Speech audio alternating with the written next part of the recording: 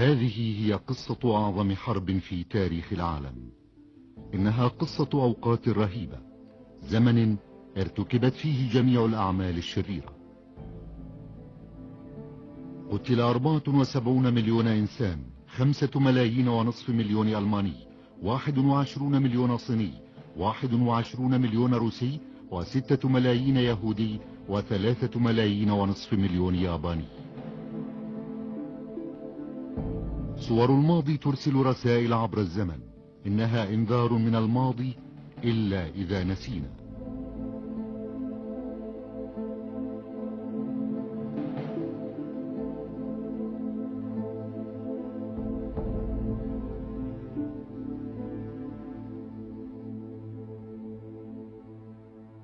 مارس عام 33 انتخب مستشار جديد لألمانيا. إنه لا يستولي على السلطة من خلال التآمر ولا يستخدم العنف.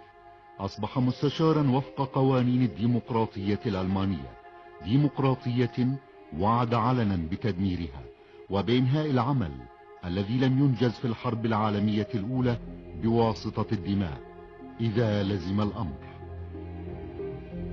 إنه أدولف هتلر. كانت الحرب العالمية الثانية عملا لم يكتمل بدون معرفة مجريات الحرب في أوروبا العظمى بين عامي 14 و 18. فإننا لن نستطيع استيعاب الحرب التي هزت العالم بين عامي 39 و 45. حتى القتال الذي اندلع في أبعد جزر المحيط الهادئ وفي أدغال آسيا الكثيفة لا يمكن فهمه. قادة العالم عام 39 كانوا رجالا شكلتهم الحرب العالمية الأولى. شاهد هتلر الحرب مباشرة كجندي مشاة في خنادق الجبهة الغربية. كان هناك رجال أكبر سنا شاهدوا جيلا من الشباب الذين ضاعوا والذين التهمتهم آلة الحرب الصناعية. عندما شارك هؤلاء الرجال في تكريم قتل الحرب بعد انتهائها ووضعوا أكاليل الزهور على النصب عبر القارة، شعروا بوجود ملايين الأرواح التي تقف خلفهم. لتفهم لماذا عادت الحرب إلى أوروبا عام 39 علينا فهم كيف ولماذا جاءت الحرب إلى أوروبا عام 14 وكيف ولماذا انتهى ذلك الصراع. سبب الحرب عام 14 كان مشكلة ألمانيا البسيطة. كيف كانت الدولة الألمانية الجديدة ستقبل كقوة عظمى من قبل القوى العظمى الأخرى القديمة وهي فرنسا وروسيا وبريطانيا. وخلال شبكة من التحالفات تفجر جو من التنافس العدائي بين هذه الدول وتحول إلى حرب. انتهت الحرب العالمية الأولى في ذروة معاكسة غريبة. من الصعب علينا أن نتذكر بأنه بعد انتصار ساحق في الشرق والذي انتهى باستسلام الروسي المذل واحتلال الأراضي الشاسعة بحيث هزمت ألمانيا نفسها بدون احتلالها، اعتقد الكثير من الألمان بأن جيشهم طعن من الخلف وتعرض للخيانة ولم يهزم أبدا. توقف القتال فجأة عام 18 مع إعلان الهدنة. الهدنة كلمة تعني وقفا مؤقتا للقتال. يفترض أن تكون الحرب العالمية الأولى قد انتهت بعد مؤتمر ومعاهدة فرساي. جرى مؤتمر قمة بين فرنسا وبريطانيا وإيطاليا وأمريكا لوضع نظام أمني يضمن السلام في أوروبا. لم توجه الدعوة إلى حكومة لينين الثورية في الاتحاد السوفيتي. تم استدعاء ألمانيا فقط للتوقيع على المعاهدة الناتجة. أصر الفرنسيون أن تضع المعاهدة اللوم رسميا على ألمانيا لقيامها بالبدء في الحرب. رأت بريطانيا الحرب أكثر على أنها خطأ رهيب. كل سطر في المعاهدة كان يضع اللوم على ألمانيا. ضمان السلام كان في معاقبة وإضعاف ألمانيا. في الحقيقة كان كل سطر عبارة عن وصفة لحرب متجددة في المستقبل. خسرت ألمانيا أراضي في الشرق وقد كسبت أراضي شاسعة من روسيا السوفيتية. هذه المكاسب أصبحت تسعى فيما بعد بالسلام الحي، حيث أخذت واستخدمت لإنشاء دولة جديدة بولندا. كانت هناك فكرة نبيلة وعقلانية تفيد بوجوب تحديد الدول وفق الجنسية أو القومية. لذا حصل البولنديون على دولة مستقلة بدلا من العيش كأقليات في ألمانيا أو روسيا. ولكن عند رسم الخريطة الجديدة أغفل مبدأ القومية على حساب ألمانيا. حصلت بولندا الجديدة على منفذ على البحر، وفي هذه العملية أصبح ملايين الألمان أقلية في بولندا. حصلت تشيكوسلوفاكيا الجديدة على حدود يمكن الدفاع عنها، بما في ذلك ملايين ألمان من سودتن وسلوفاك غير متأثرين بالحرب. وخلافا لمبدأ القومية الأساسي، منعت النمسا والتي تتحدث الألمانية من التوحد مع ألمانيا خوفا من توحيد البلدين لقواهما. أوجدت معاهدة فرساي أوروبا، حيث كانت فيها ألمانيا والتي ما زالت وقتها دولة قوية محاطة بدول ضعيفة وصغيرة، كان على ألمانيا تصفية حساباتها معها الآن. كانت الحرب تسببت في دمار أجزاء كبيرة من شمال فرنسا وإفلاس اقتصاد بريطانيا وفرنسا تقريبا. أصرت معاهدة فرساي على أن تدفع ألمانيا الثمن، بحيث يكون الثمن على شكل قروض. كانت هناك تعويضات، كان يجب دفع مبالغ ضخمة لسداد ديون فرنسا وبريطانيا وسداد القروض الأمريكية. المبالغ كانت خيالية وتسببت في شل الاقتصاد الألماني. فرضت معاهدة فرساي شروطا عسكرية مذلة على ألمانيا، حيث أصرت على أن تكون راينلاند المنطقة المتاخمة لفرنسا منزوعة السلاح. الجيش الألماني والذي كان أكبر جيش في أوروبا كان عليه أن يتقلص ليصبح 100,000 جندي، وذلك لم يكن كافيا للدفاع عن ألمانيا وليس شن حرب فحسب. فرض على الجيش ألا يمتلك الأسلحة الحديثة أو الدبابات أو الطائرات والتي أحدثت ثورة في الحرب العالمية الأولى، وفرض على سلاح البحرية الألماني ألا يمتلك سفنا حربية كبيرة. عملت معاهدة فرساي على تأسيس عصبة الأمم، والتي ستقدم المنبر الذي تتم من خلاله إدارة الأمن الدولي واحتواء عمليات العدوان. وفيما انتحب سكان أوروبا على الجيل الذي فقدوه، فقد عاشوا في قارة ما زالت التوترات التي عملت على تمزيق الأمم باقية. ازدادت مشاعر الضغينة والضيم، والآن فإن أقوى دولة في أوروبا بقيت محافظة على قوتها وحجمها وصناعتها واقتصادها وسكانها، إلا أن مشاعر الضيم ازدادت كثيرا. وهكذا فإن نجاح معاهدة فرساي كنظام للأمن والسلام اعتمد على تعاون ألمانيا. إذا ما رفضت ألمانيا الدفع، وإذا ما أعادت تسليح نفسها، وإذا ما حركت الجنود إلى راينلاند، فإن الخيار الوحيد المفتوح أمام فرنسا وبريطانيا كان يتمثل في تكرار فظائع الجبهة الغربية. لإعادة تجديد الحرب ولإنهاء الحروب كافة، أصيبت معاهدة فرساي بالضعف منذ البداية. اعتقد البريطانيون بأن التسوية كانت غير عادلة وغير واقعية. رأى الفرنسيون بأن الألمان لم ينالوا العقاب الكافي، وبأن العقاب الوحيد لشن ألمانيا الحرب هو الحرب الشاملة. كانت العلاقات الدولية التي أفرزتها الحرب بمثابة لعبة عالية الخطورة صنعت لشخص مغامر جريء. ماذا عن الولايات المتحدة، القوة التي تسبب دخولها في الحرب عام 17 إلى قلب موازين القوى ضد ألمانيا؟ انقلبت الولايات المتحدة على نفسها، حيث إنها حصرت اهتمامها بالعشرينيات من القرن الماضي، وبأن ذلك العقد مهم بالنسبة للتاريخ الأمريكي. بعد دخول أمريكا في شؤون الحرب أدارت ظهرها لأوروبا، ورفض الكونغرس الأمريكي المصادقة على المعاهدة والانضمام إلى عصبة الأمم. وبدا أن المحيط الذي يفصل العالم القديم عن العالم الجديد جعل أمريكا تنأى عن مشاكل أوروبا. أصبحت خريطة أوروبا الآن خريطة حرب رسمها التاريخ، والآن يجب انتظار العقود والإرادات لتنفيذها. ومع تولي هتلر السلطة عام 33 انهار نظام التعويضات مع الأزمة الاقتصادية العالمية.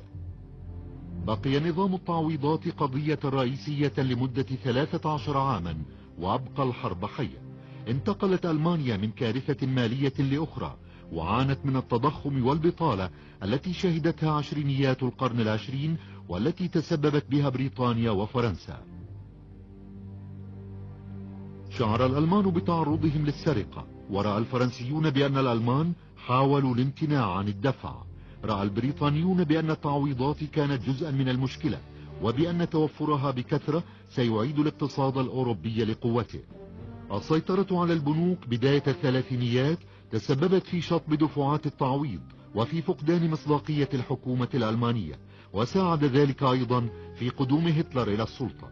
القتال الذي دار على النقود ل13 عاما ساعد في القضاء على تسوية فرساي. رأى البريطانيون أن كل ما يقوله الفرنسيون على الألمان كان تقديرا سيئا، وشعر الفرنسيون بخيبة أمل. إن قصة سنوات ما قبل الحرب معقدة للغاية، لكن من السهل رؤية المؤامرة التي كان يعدها هتلر. كان هتلر يحلم بالخطط الكبرى، لكن تنفيذها كان مثارا للجدل. تفرض الخطط والأنظمة من قبل التاريخ على الأحداث العشوائية وعلى أفعال الأفراد العفوية والمرتجلة. يمكن للأحداث أن تتواجد وللأحلام أن يحلم بها، لكن الفجوة بين الأفكار والواقع كبيرة جدا. قدم هتلر للشعب الألماني فكرة كبيرة، وهي تدمير ما أسماه معاهدة فرساي الاستعبادية ليجعل من ألمانيا قوة عظمى ثانية. كانت سياسة هتلر منذ توليه السلطة عام 33 هي القيام بالأفعال المتعاقبة، وكان كل من هذه الأفعال يعمل على إلغاء معاهدة فرساي. أحد التناقضات المتعلقة بهتلر إحدى الطرق التي أساء فيها القادة السياسيون الآخرون والناخبون العاديون في جميع الدول فهم هتلر والنازية، كانت في الاعتقاد بأن هتلر كان ككل سياسي آخر يستطيع قول أي شيء قبل توليه السلطة، ثم يعمل شيئا مختلفا تماما بعد تولي السلطة. كان هتلر رجل أفعال، وكان يفعل ما يقوله تماما، وعد بالتخلي عن الديمقراطية وقال بأنها عدو القيادة القوية، وفي أول فرصة سنحت له شرع في عملية الدمار هذه.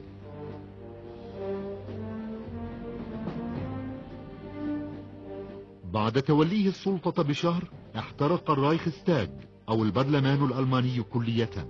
كان ذلك حريقا متعمدا. الهجوم على معقل الديمقراطية الألمانية دفن تحت نظرية المؤامرة، وبات الجدل الذي أثير محوريا في تاريخ ألمانيا النازية. وضع النازيون اللوم على الشيوعيين، وادعوا بأن الحريق كان تمهيدا لانقلاب عسكري شيوعي، مؤامرة لإنشاء ألمانيا السوفيتية. وفي الحقيقة كان ذلك حقا هدف أعداء النازية من البلشفيين في سياسات ألمانيا المتطرفة. الشخص الذي اتهم بأنه أشعل الحريق كان مارينوس فاندر لوب، وهو شيوعي هولندي شاب ألقي القبض عليه تلك الليلة في المبنى، وظل صامتا طوال فترة محاكمته وإدانته وإعدامه. سيبقى التاريخ يتقلب للأبد ويتساءل حول ما حدث في تلك الليلة في برلين. هل كان فاندر لوب ضحية للنازيين الذين أشعلوا النار بأنفسهم ليوجدوا أزمة يقومون باستغلالها؟ هل كان فاندر لوب أداة في مؤامرة شيوعية حقيقية؟ هل كانت المؤامرة مجرد وهم اعتقدها هتلر مؤامرة حقيقية بسبب عقدة الارتياب؟ هل نفذ فاندر لوب الهجوم بنفسه؟ التاريخ فقط يمكن أن يكشف بالتأكيد نتيجة الحريق، النتائج المادية والسياسية لتدمير الديمقراطية الألمانية. استخدم النازيون قانون الطوارئ لإيقاف الديمقراطية البرلمانية واعتقال وحبس الخصوم الشيوعيين والاشتراكيين. تم دمج مكتب المستشار مع مكتب الرئيس، وأصبح رئيس الحكومة رئيسا للدولة. أقسم الجيش على الولاء الشخصي لأدولف هتلر، وتحولت الديمقراطية البرلمانية إلى ديكتاتورية.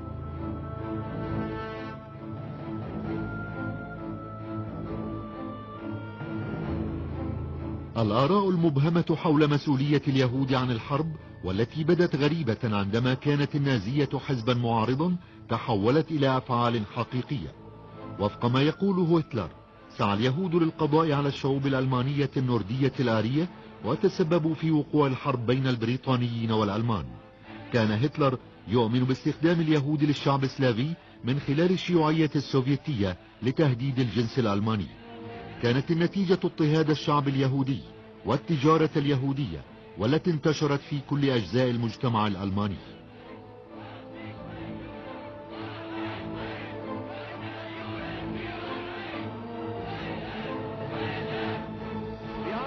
أعدكم جميعا بأن أطبق هنا جميع مبادئ النازية. فعل هتلر ما وعد به، قال بأنه سينهي البطالة، وفعل ذلك عن طريق تطبيق سياسة كانت صفقة ألمانية جديدة، برنامجا تصحيحيا كان ناجحا تماما مثل برنامج روزفلت في أمريكا.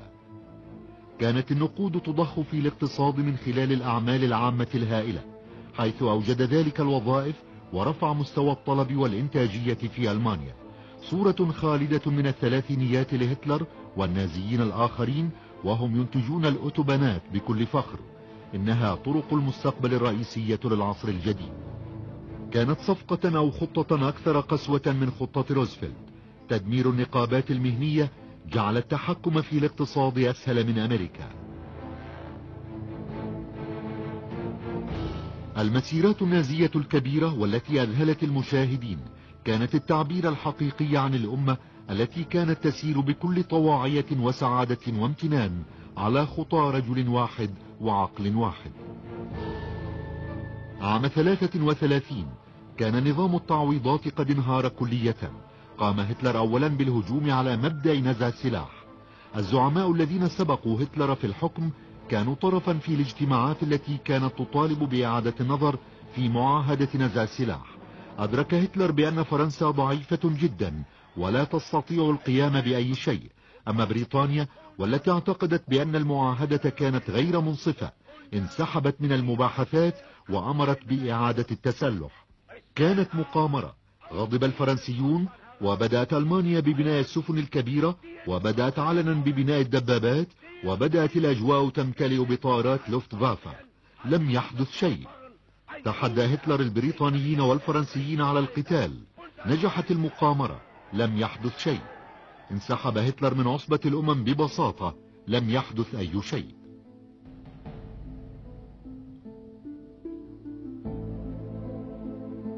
في مارس عام 35 استعادت ألمانيا أراضي سار، لكن فصلا آخر من معاهدة فرساي ومعاهدة ما بعد الحرب انكشف. كانت أراضي سار المهمة صغيرة ومتاخمة للحدود الفرنسية، والتي سبق وأن احتلتها فرنسا في نهاية الحرب العالمية الأولى.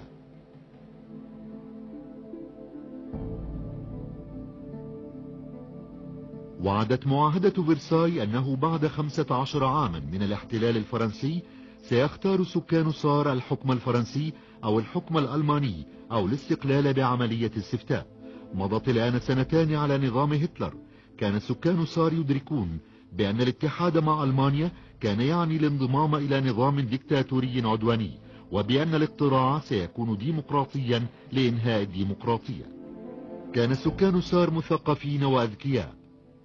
خضعت تلك القضية لنقاشات علنية. قدم الفرنسيون قضية قوية وجذابة للاحتفاظ بحكمهم. كانت عملية الاقتراع حرة ونزيهة، وكانت خاضعة للرقابة الدولية. 98% اختاروا ألمانيا، اختاروا النازية، اختاروا هتلر. كل أوروبي في تلك الفترة لعب دورا كبيرا أو صغيرا في قدوم الحرب. إذا كان الممثل الرئيسي على مسرح أوروبا هو هتلر، فإن الممثل المساعد كان الدكتاتور الإيطالي بينيتو موسوليني. بإمكان تفسير قصة موسوليني وقصة إيطاليا بكونها السعي وراء العظمة. تولى الفاشيون الإيطاليون الحكومة قبل حكومة ألمانيا النازية بسنوات ولنفس الأسباب، مع أن إيطاليا كانت في الجانب المنتصر في الحرب العالمية الأولى، لكنها شعرت بخديعتها في الحصول على غنائم الحرب. أسس موسوليني الفاشية لتكون السياسة الديناميكية للمستقبل، وقضى على الديمقراطية. الفارق المركزي بين الزعيمين كان يكمن في العلاقة بين الأقوال والأفعال. كان موسوليني يتبجح ويتشدق، كان يتحدث على القوة، لكن على أرض الواقع كانت إيطاليا ضعيفة، لا تمتلك أي قوة أو ثروة أو مصادر موروثة، وبدون اقتصاد يدعم كلمات المباهاة. شعر موسوليني بنفسه بأنه مؤسس الفاشية، وبأنه أعلى مكانة من هتلر. في السنوات اللاحقة وعندما شاهد موسوليني النجاح الذي حققه هتلر، أجبر على عمل ما يقوله. سياسات العبث والغير هذه عملت على إضعاف استراتيجية الحلف الإيطالي الألماني. عام 35 احتلت إيطاليا الدولة الإفريقية الحبشة، والتي أصبحت إثيوبيا فيما بعد، والتي كانت الدولة الإفريقية الوحيدة المستقلة في ذلك الوقت. كان الملك هيلا سيلاسي يحكم البلاد حكما إقطاعيا. تقاتل البلدان في القرن التاسع عشر، عندما هزمت إيطاليا من قبل جيش إفريقي أراد موسوليني الانتقام.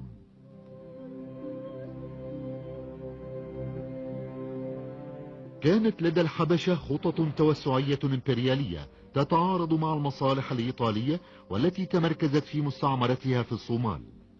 لماذا أرسل موسوليني قواته للقتال عندما أراد ذلك؟ لم يكن الأمر كما لو أن هذا الدكتاتور احتاج إلى حرب لإلهاء الشعب الإيطالي عن قضاياه الداخلية. كان موسوليني يحكم بقوة ويحظى بموافقة الشعب الإيطالي. لم تكن حربا، كانت إيطاليا تستطيع حمل أعبائها، ولم تكن الحبشة تستحق استعمارها لثرواتها. لم تكن الحبشة هدفا للمنافسة بين القوى الإمبريالية. أدرك العالم بأن هذه المملكة الإفريقية النائية كانت محط اهتمام إيطاليا. لم يكن هناك تفسير لذلك أبسط من غرور بنيتو موسوليني. وهكذا فإن غرور رجل واحد قرر مصير أمة. كيف خطى احتلال الحبشة البعيدة والتي لا يعرف عنها الأوروبيون سوى القليل خطوة في طريق الحرب؟ الإجابة هي في الدمار الذي تسببته مسألة الحبشة لعصبة الأمم. كانت الحبشة عضوا في عصبة الأمم، وطالب هيلا سيلاسي بالمساعدة.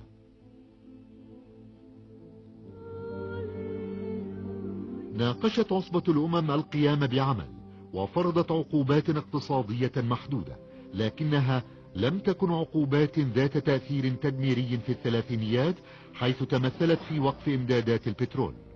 وقبل اتخاذ أي إجراء آخر، وجهت عصبة الأمم بانتهاء مهمة إيطاليا وانتصارها، وبإعلان موسوليني ملكا على إيطاليا وامبراطور الحبشة.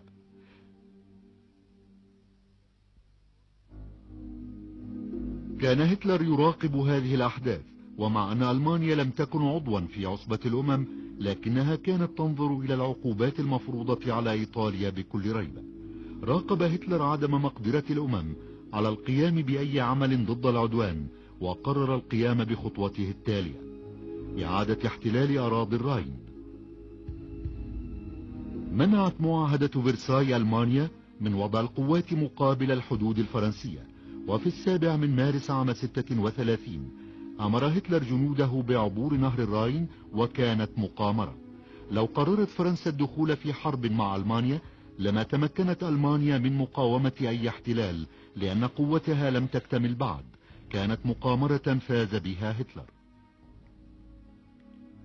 لم تكن فرنسا تنوي الدخول في حرب بمفردها. لم يكن الرأي العام البريطاني يؤيد العمل العسكري. لم يفكر البريطانيون في الاستسلام لشروط هتلر، بل رأوا بأن الألمان يستعيدون السيطرة على أراضيهم. إعادة احتلال أراضي الراين وصفت بأنها النهاية الحقيقية للحرب العالمية الأولى وما حدث بعدها. بعد ذلك توقفت ألمانيا عن تصحيح أخطاء معاهدة فرساي، وانتقلت إلى التوسعات العدوانية. من وجهة نظر الأجيال فيما بعد، يصعب إدراك الجديد في تكتيكات هتلر في السياسات الدولية للثلاثينيات. المشاعر العامة بعد الحرب العالمية الأولى كانت تؤيد نزع السلاح والسيطرة على الأسلحة. كان عالما يخفي فيه السياسيون أسلحتهم، ويقولون بأن لديهم القليل من المدافع والدبابات والطائرات.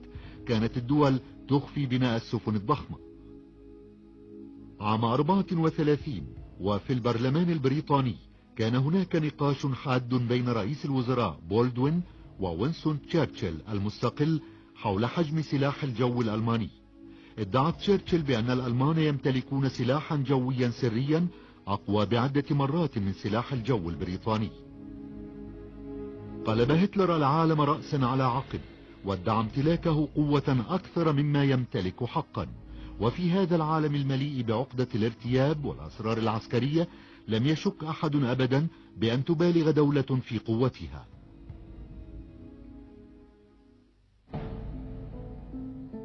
عام 36 اندلعت الحرب الأهلية في إسبانيا. عام 31 أصبحت إسبانيا الدويلة التقليدية جمهورية، وبدأت عملية التغيير والإصلاح. أصيبت إسبانيا المحافظة بالهلع جراء التغييرات. عام 36 تسببت عملية انتخاب حكومة من الشيوعيين والاشتراكيين بخروج عناصر من الجيش وإعلان العصيان العام. سواء كانت هذه الثورة جزءا من مؤامرة فاشية كبيرة فإن ذلك مشكوك فيه. كان الجنرالات الإسبان يدركون جيدا تاريخ بلادهم الطويل بكونها أقوى من أن تكون ألعوبة في أيدي أحد. لم يكن قائد الثوار فرانسيسكو فرانكو فاشيا، بل كان محافظا من الطراز القديم والذي كان يبجل الوطنية والدين. كان رجلا ينظر إلى قيم الماضي أكثر من النظر إلى مستقبل ثوري. لكن الإيطاليين والألمان دعموا فرانكو وأرسلوا الطائرات والجنود والسلاح لرغبتهما في القضاء على مصداقية الديمقراطية، كما استخدما إسبانيا كساحة قتال لتجربة الأسلحة الجديدة. لكن أي منهما لم يستعد للمجازفة في دخول حرب ضد إسبانيا. كانا مستعدين للانسحاب في حال معارضة بريطانيا وفرنسا للتدخل الفاشي. لم ترغب الحكومتان الديمقراطيتان فرنسا وبريطانيا في التورط، وخشيتا من اتساع الحرب لتصبح حربا أوروبية شاملة، ومارس هتلر الخداع وتراجعت الدولتان الديمقراطيتان. قامت روسيا السوفيتية بدعم الحكومة الجمهورية بدافع التضامن مع الشيوعيين والذين ازدادت هيمنتهم على مجريات الحرب، كذلك بدافع إحداث تشويه في الجزء الأقصى من أوروبا، وأيضا التفريق بين الأعداء وإشغالهم. كانت الحرب ستنتهي بسرعة مع هزيمة فرانكو لو أن بريطانيا وفرنسا ساندتا الحكومة الشرعية. كانت الحرب ستنتهي بسرعة لو أن الفاشيين والشيوعيين مارسوا نفس الحياد الذي مارسته بريطانيا وفرنسا. استمرت الحرب 3 سنوات أخرى، وارتكبت الأعمال الوحشية على كلا الجانبين، حيث كانت قوات فرانكو تقتل أي شخص حتى لو كان صاحب أفكار تحررية. ثلث رجال الدين والرهبان والراهبات والقساوسة قتلوا على يد الجمهوريين لإيمانهم. حظيت الحرب الأهلية الإسبانية بمكانة خاصة في التاريخ، ولغاية هذا اليوم لا يمكن معرفة القصة الحقيقية للحرب الإسبانية بدون إعادة خوض تلك المعارك. أسطورة الفرقة الدولية المكونة من 4,000 من الشبان المثاليين من الدول الديمقراطية والذين جاءوا لمقاتلة الفاشية أضاءت الحرب بضوء رومانسي، لكن إسبانيا كانت تمثل صراعا معزولا عن أوروبا كما هو الحال مع إسبانيا نفسها. التاريخ اللاحق أظهر بأن إسبانيا بقيت محايدة في الحرب الأوروبية عن سابق تصميم. لو كانت هناك مؤامرة نازية لكان هتلر استفاد قليلا.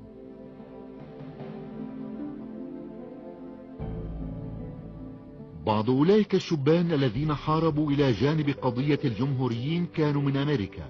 كانت أمريكا كدولة محايدة في الحرب الأهلية الإسبانية كموقفها تجاه أي قضية دولية أخرى. بدون أمريكا ما كان لتاريخ الحرب العالمية الثانية أن يكتمل، لكن أمريكا هي المكان الفارغ فوق المسرح العالمي لفترة الحرب. خلال العشرينيات والثلاثينيات من القرن الماضي كانت أمريكا تراقب مجتمعها الداخلي المعقد، فيما كانت الأفكار الأمريكية مسؤولة عن الكثير من المثالية التي اخترقت معاهدة فرساي. رفض مجلس الشيوخ الأمريكي المصادقة على المعاهدة. لم تكن لأمريكا أي علاقة بعصبة الأمم ولا بمراقبة نظام الأمن الذي أنشأته المعاهدة. كانت أمريكا تعاني من مشاكلها الكثيرة، حيث كانت تواجه الفوضى الاقتصادية الناجمة عن فترة الكساد العظيمة وانهيار سوق المال. كانت فوضى أثرت على الصناعة والتجارة ونتجت عنها بطالة شاملة وحركة سكانية داخلية هائلة. كانت فترة قلاقل مدنية، حيث كانت الجماهير تتظاهر أمام البيت الأبيض، وقد حظي الجنرال دوغلاس ماكارثر بمكانة مختلفة في التاريخ عندما قاد القوات الأمريكية التي استعدت لإطلاق النار على المواطنين الأمريكيين. جانب غريب في التاريخ وقع في الثلاثينيات عندما اعتقد الكثير من المفكرين الاستراتيجيين والخبراء العسكريين بأنه إذا ما وقعت حرب كبرى في العالم خلال ال10 سنوات القادمة فإنها ستقع بين بريطانيا العظمى والولايات المتحدة. هذه العزلة الأمريكية كانت تقليدية في مجتمع يفصله محيطان عن بقية العالم. عام 32 دخل نوع جديد من السياسة إلى السلطة في الولايات المتحدة بانتخاب الديمقراطي فرانكلين روزفلت. يا أصدقائي، حياة جديدة ستبدأ على هذه الأرض. في الانتفاضة الجديدة كانت الاهتمامات والمصالح الأمريكية تركز على الشؤون الداخلية وليس على الشؤون عبر البحار. في الحقيقة أصبحت أمريكا ألد أعداء هتلر في الحرب القادمة.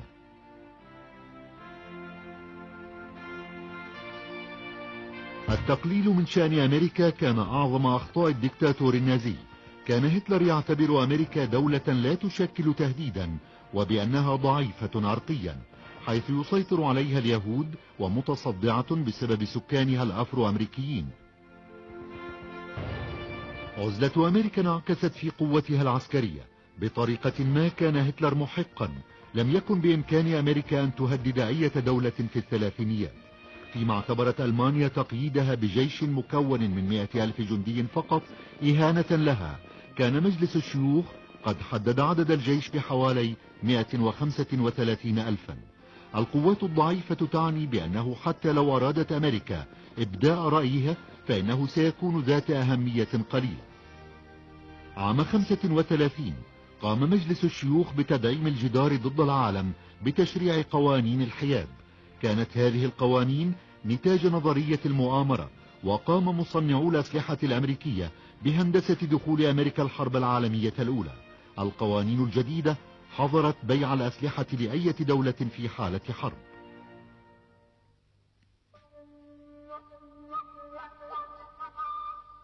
فيما أبدى هتلر القليل من الاهتمام تجاه أمريكا، كانت اليابان وهي الإمبراطورية الأخرى عبر المحيط تنظر إلى أمريكا بكل حسد وعدائية. غالبا ما يتم إهمال دور اليابان والصين في التمهيد للحرب. من ناحية أخرى بدأت الحركات العالمية الكبرى تتكشف. أفعال ترتكب تنطوي على القسوة وانعدام الإنسانية بشكل مفزع.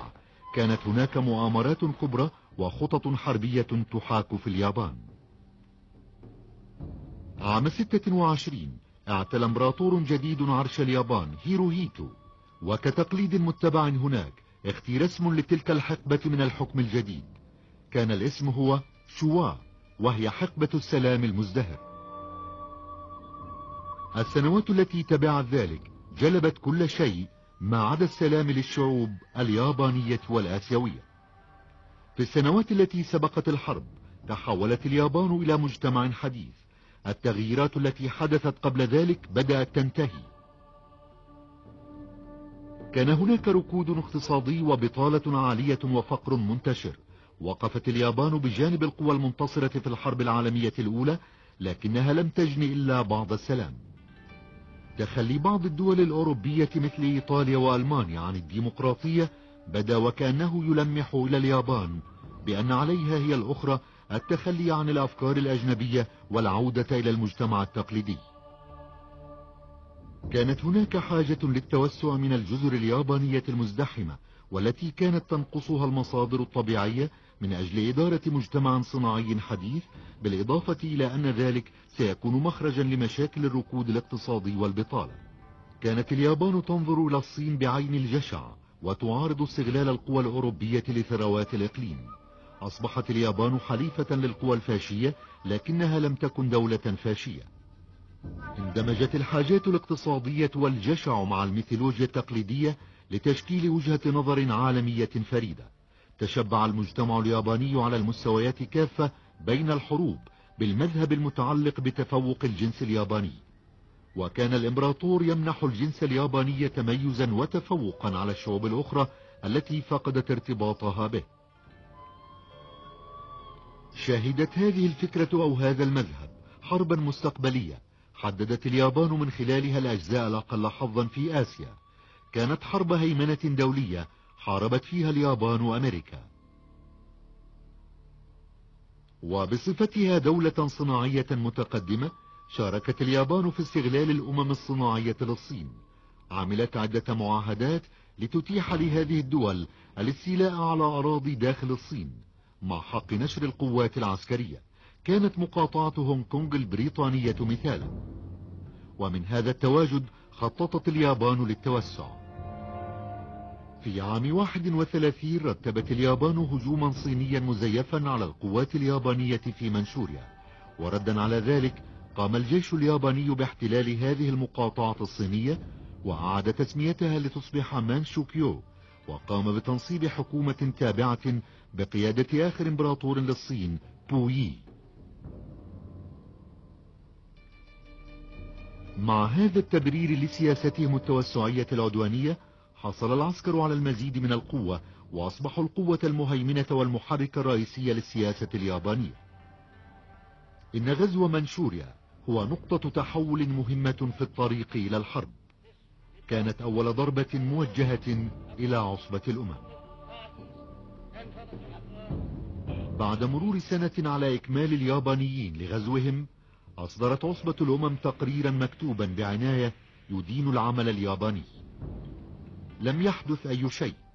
انسحبت اليابان من عصبة الأمم. كان ذلك قبل تولي هتلر السلطة بسنة. في نوفمبر عام 36 وخشية الأطماع الشيوعية الروسية في الشرق الأقصى شكلت اليابان حلفا مع ألمانيا وإيطاليا مضادا للشيوعية الدولية وموجها ضد التوسعات الشيوعية. لم تكن تلك علاقة ثقة أو المشاركة في نفس الأيديولوجيات، بل علاقة خوف من عدو مشترك.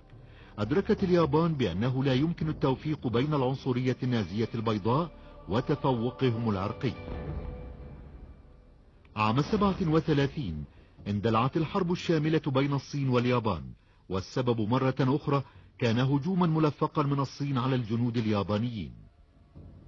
حارب الصينيون بقيادة تشين كاي تشيك القوي. كانت الحرب طويلة وشرسة منذ البداية. في يناير عام 37 سقطت العاصمة الصينية نانكينغ، وقتل حوالي 3 مليون صيني جراء أعمال التدمير والاغتصاب والتعذيب والبطش. في عام 37 كان نصف الحرب العالمية قد بدأ. يعتقد المؤرخون الصينيون بأن هذه كانت بداية الحرب العالمية الثانية.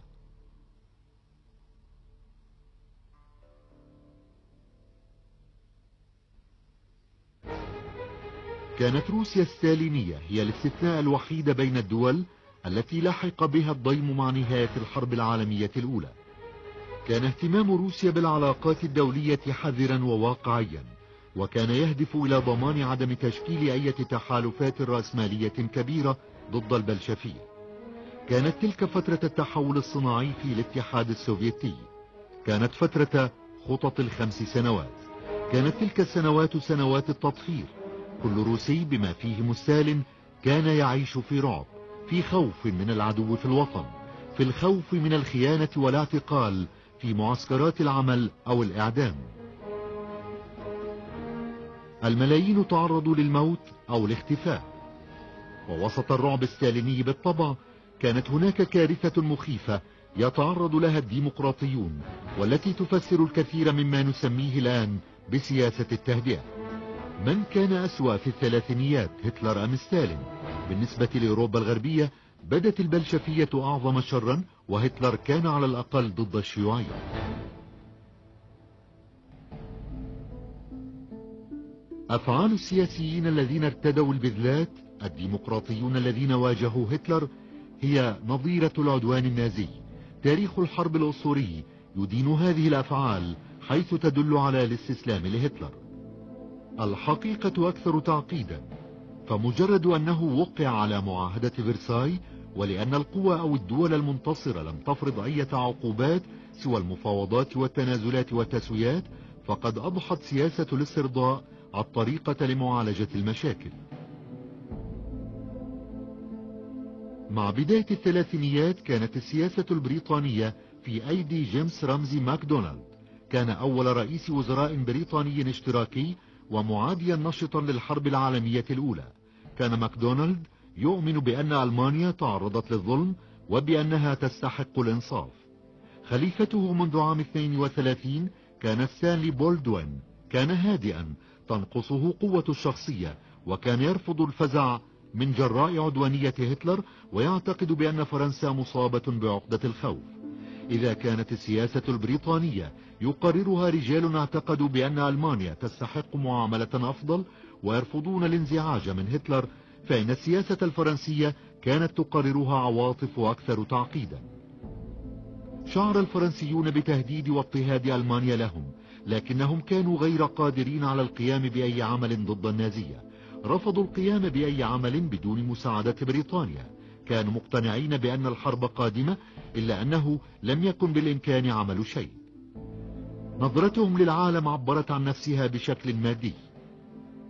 قام الفرنسيون بتخصيص مبالغ ضخمة من المال في النصف الثاني من الثلاثينيات لبناء خط ماجنل.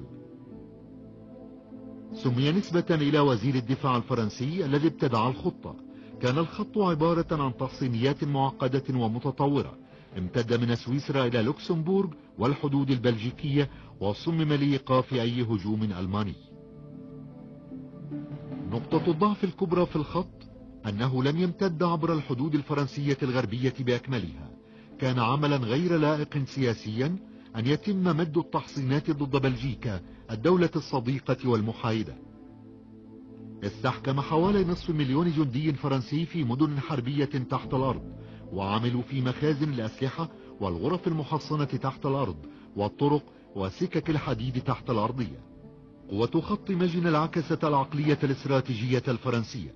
الناس الذين ينظرون إلى المستقبل كثيرا لا يشاهدون سوى ماضيهم، ولم يكن بمقدور فرنسا أن تتخيل حربا مستقبلية لم تبدأ بهجوم ألماني من الغرب. فيما قامت ببناء جدارها في الغرب، أقامت فرنسا تحالفات دفاعية في الشرق. لكن مع أي دول أقامت فرنسا هذه التحالفات؟ تشيكوسلوفاكيا وبولندا. كانت دولا صغيرة وضعيفة، وكانت هناك حسابات تصفية بينهما وبين هتلر. كانت فيها أقليات ألمانية ومستولية على أراضٍ ألمانية. كانت بولندا غير مستقرة، وكانت لديها أوهام القوة العظمى. هذه التحالفات كانت ستجر فرنسا إلى الحرب بدلا من إعاقة ألمانيا. لم يكن جميع السياسيين في الدول الديمقراطية يسعون إلى التهدئة. في بريطانيا كان وينستون تشرشل يحذر باستمرار بأن النازية في النهاية ستشن حربا كبرى. وفي قصة تشرشل يصطدم تاريخ الحرب وأسطورتها ببعضهما. في الثلاثينيات كان تشرشل يعتبر خطيرا وغريب الأطوار، والذي كان دوما يدعو للحصول على المزيد من الأسلحة، وبذلك كان يدعو للحرب. كان لتشرشل تاريخ طويل في السياسة البريطانية، ولم يكن تاريخا مكللا بالمجد. كان وزيرا في مجلس الوزراء إبان الحرب العالمية الأولى، وقد أجبر على الاستقالة بعد قيامه بحملات أودت بالآلاف من الأرواح. عندما كان وزيرا للمالية خلال فترة السلم أجبر على الاستقالة بعد سوء إدارته الوضع الاقتصادي. كان تشرشل شخصا غير مرغوب فيه في الثلاثينيات. كان رجلا محافظا ومنغلقا أمام الأفكار الجديدة. لم يكن أحد يثق بتشرشل، حيث كان يعتبر رجلا بلا مبادئ، رجلا غير حزبه طمعا في المكاسب الشخصية. إذا كان التاريخ قد برأ تشرشل، فيجب إدراك أن بريطانيا تخشاه، وبدا الأمر واضحا للحكومة البريطانية، واندفعت للتعامل مع هتلر بكون ذلك الوسيلة الوحيدة للتقدم للأمام. في مايو عام 37 أصبح نيفيل تشامبرلين رئيسا لوزراء بريطانيا. يحظى تشامبرلين بمكان حزين في تاريخ الحرب. حكمة إدراك مخاطر الحرب جعلت منه رجلا يسعى للتهدئة، وهي سياسة الدول الضعيفة، وكان بذلك على النقيض من تشرشل القوي. إذا كان علينا أن نحكم على هذا الإنسان، دعونا نسأل أنفسنا بدورنا: ألا يحاول الناس العقلاء عمل كل شيء لتجنب وقوع الحرب؟ هل علينا حقا أن نسير وراء دعوات تشرشل؟ كانت تشامبرلين على النقيض تماما من سلفه بالدوين الذي انجرف كلية في الشؤون الدولية. أما تشامبرلين فرغم مظهر رجل القرن ال19 المهذب، كان يمتلك عقلا راجحا، كان إداريا ناجحا بإمكانه تحقيق إنجازات في الحكومة. جاء إلى الحكم وكان مصمما على إنجاز الأمور، حل المشاكل بدلا من تجاهلها. واليوم فان الاسترضاء كلمة قذرة مرادفة للاستسلام. في الثلاثينيات كان يتم استرضاء المشكلة وليس العدو. الاسترضاء كان يعني المفاوضات والتسويات. كانت تشامبرلين رجلا مصمما وصاحب مبادئ، وسار على نهج أي سياسي أو مواطن آخر يسعى لحل الأمور بطريقة معقولة.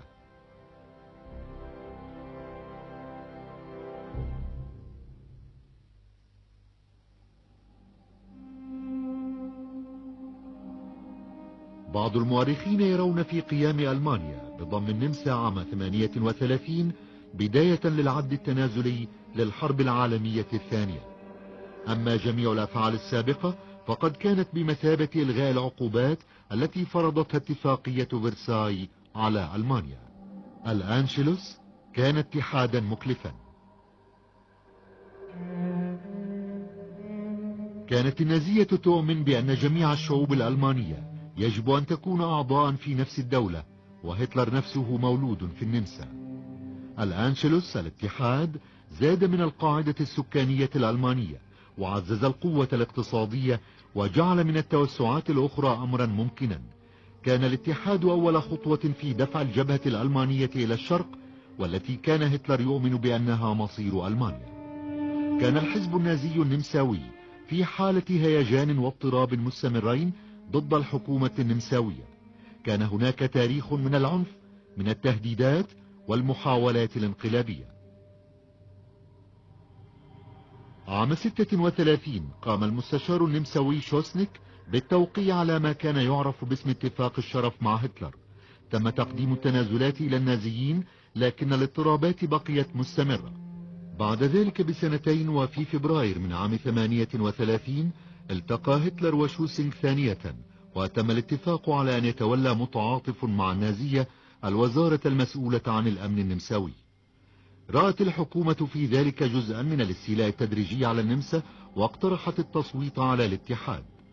وبقيامه باحتلال أراضي الراين كان هتلر قد خدع الجميع، والآن بدأت القوات الألمانية تحشد قواتها عند الحدود النمساوية، ومن أجل التدخل ومنع وقوع الفوضى في النمسا. ربما لأول مرة في التاريخ تمت مناقشة الأزمة عبر الهاتف، حاول شوسنج والنمساويون الذين رغبوا في الإبقاء على الاستقلال الحصول على دعم قادة أوروبا، وفي سلسلة من المحادثات الهاتفية لم يجدوا أحدا يساند النمسا. اعتقدت كل من بريطانيا وفرنسا بأن الحرب ثمن لا يمكن دفعه، وقد أحستا بأن معظم الشعب النمساوي لا يقف ضد الاتحاد. لدى دخول القوات الألمانية النمسا تم استقبالها بحماس.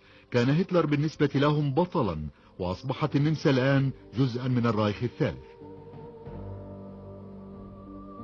كانت خطة هتلر تنطوي على السيطرة على النمسا ببطء، بنفس الأسلوب الذي استخدم في ألمانيا في البداية، ومن ثم التوجه إلى حل الديمقراطية وإنشاء دولة ألعوبة أو تابعة. ومع تلقيه تملق الشعب النمساوي، ومع التفاف زوبعة التاريخ حول أوروبا، فإنه حتى هتلر رأى بأن الوقت يمضي بسرعة تجاه مصير لا يستطيع أي إنسان التحكم فيه. في الحلقة القادمة من برنامج الحرب العالمية الثانية التاريخ الكامل، نشاهد دور دولة تشيكوسلوفاكيا في مواجهة غضب وأطماع هتلر الجبار. في اللحظات الحاسمة من الثلاثينيات يسافر نيفيل تشامبرلين جوا إلى ميونخ لحل الأزمة. تلتقي القوى العظمى في أوروبا لتقرر مصير هذه الدولة الصغيرة الواقعة في أوروبا الوسطى. ينتظر التشيكيون في الخارج ليقرر مصيرهم. الأحداث التي يحكم التاريخ على أنها خيانة على أنها الصرباع تلقى تمجيدا من قبل شعوب العالم. عاد تشامبرلين إلى لندن كبطل، وعد الناس بتحقيق السلام في عهده، وسرعان ما زال جو البهجة والارتياح، حيث أدرك الجميع بأن هتلر لن يلتزم بوعوده، وتهيمن الحقيقة المؤلمة على أوروبا، حيث تبدأ فرنسا وبريطانيا بإعادة التسليح. تزداد أطماع هتلر في الجبهة الشرقية، حيث يوجه أنظاره الآن نحو ما تبقى من الأراضي التشيكية، وهكذا ابتلعت الأمة التشيكوسلوفاكية. يسود أوروبا بأكملها يقين بأن الحرب قادمة لا محالة. أصبحت بولندا الآن محط أنظار هتلر، وفي حركة صدمت العالم تشكل النازية والشيوعية السوفيتية تحالفا غير مبرر يتقرر بموجبه مصير بولندا. وبعد أن فوجئت فرنسا وبريطانيا في هذا التحالف، ومن دافع الالتزام بمساندة بولندا، تندلع الحرب.